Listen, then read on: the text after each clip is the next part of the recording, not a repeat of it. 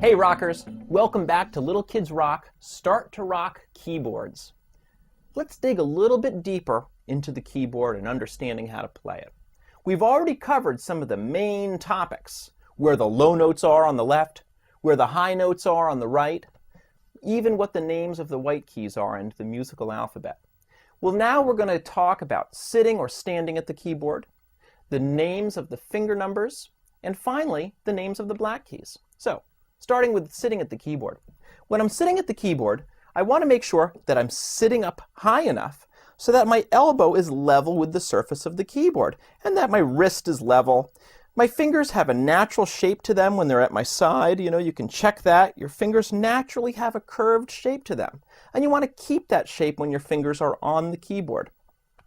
Similarly, if you're standing at the keyboard, you want to make sure that the keyboard is high enough so that your elbow is level with the surface of the keyboard, so you don't have to do weird things with holding up your shoulders or changing the posture of your wrist. That should all just be level and feeling easy in your body. Now let's talk about the finger numbers. The fingers are numbered starting with the thumb as number 1. So here's number 1, the index finger is number 2, your middle fingers are number 3, your ring fingers are number 4, and finally your pinkies are number 5. Do this exercise with me. 2 fists, and let's number the fingers. 1, 2, 3, 4, 5. Pop quiz. What finger number is that? Right, number 4. What finger number is that? That's right, number 1. Now, how do the black keys get their names? Well, here's the thing. Let's start with the letter D to understand how we name sharps and flats. Here's the letter D.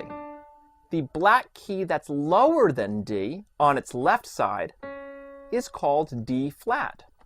The black key that's higher than D on the right side is called D sharp.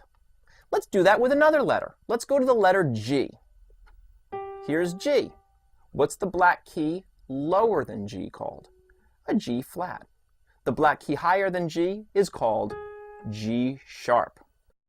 You may have noticed by now that a black key can have 2 names. Like, for example, that note that we just called G flat could also be called an F sharp because it's to the right of F. Let's do one more. The middle black key in the fork. What can it be called? Well, on its left is the G, so it can be called a G sharp, or to its right is an A. It can also be called an A flat. One of my teachers taught me a really easy and fun way to remember the sharps and flats, that sharps go up and flats go down. She said, if you sit on something sharp, you go up. And if your car gets a flat tire, it goes down. So there you have it, friends. See you at the next lesson.